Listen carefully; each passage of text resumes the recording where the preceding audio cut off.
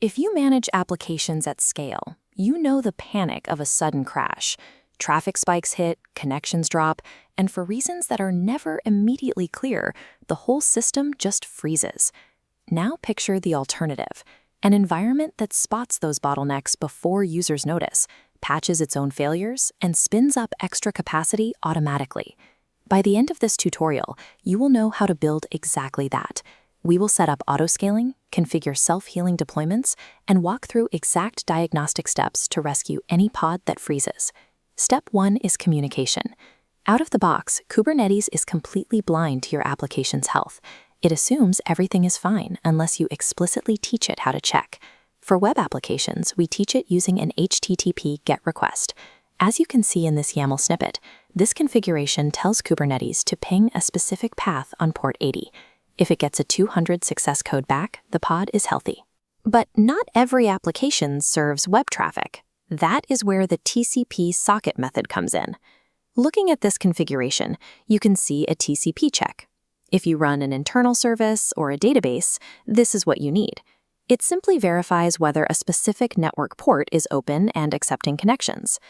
Selecting the correct protocol, HTTP or TCP, is your baseline. Once you define how to check the pulse, you can start assigning automated behaviors to those checks.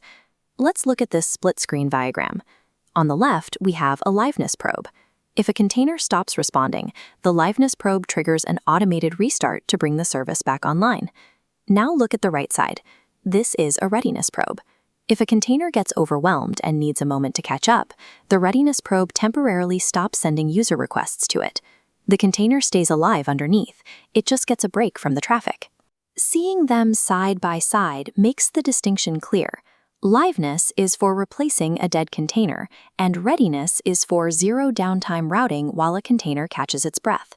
When config probes, if you match the timers, the liveness probe will aggressively kill a container that is simply taking an extra second to become ready. The two probes end up fighting each other. To fix this, look at this YAML snippet. We offset the timers using initial delay seconds.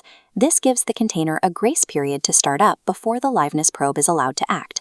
With those timers perfectly offset, your applications stay alive long enough to process their data, and users never hit a broken connection. Some workloads, like massive Java applications or older Windows containers, do not start in seconds. They require several minutes to fully boot. For these heavy lifters, we use a startup probe. Looking at this timeline, the startup probe acts as a shield at the very beginning of the boot phase. As long as that startup phase is running, the liveness and readiness probes remain completely disabled. Once the startup probe signals a successful boot, the other probes become active and begin their regular monitoring cycle. Deploying a startup probe is the only way to prevent Kubernetes from interpreting a slow boot as a failure, saving your heavy workloads from an endless loop of premature restarts.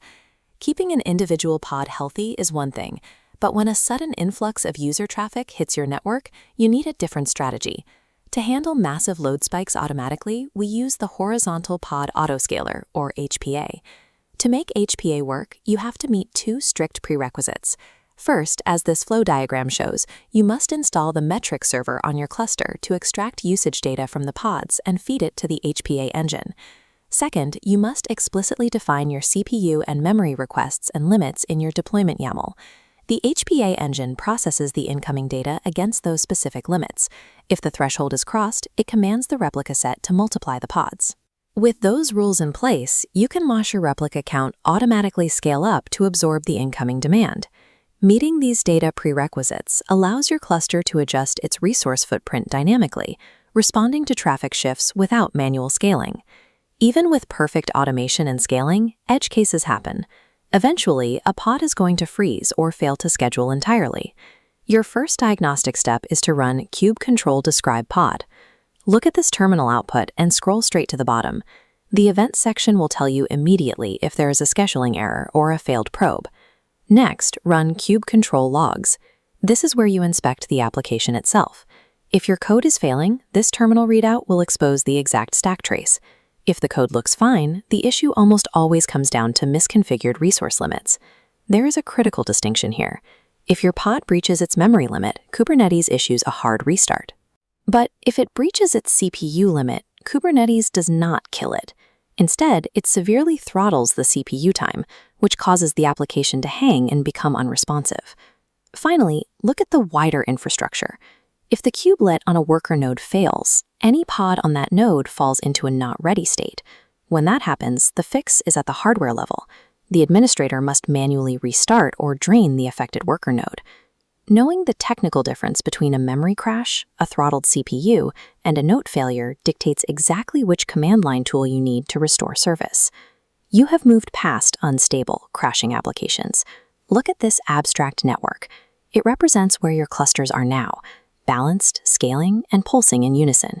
You have implemented a system of automated checks and have the diagnostic workflow needed to handle complex failures. This combination reduces manual intervention and improves the overall reliability of your production environment. To apply these configurations to your own clusters, click the link in the description to download the exact YAML templates we used in this tutorial.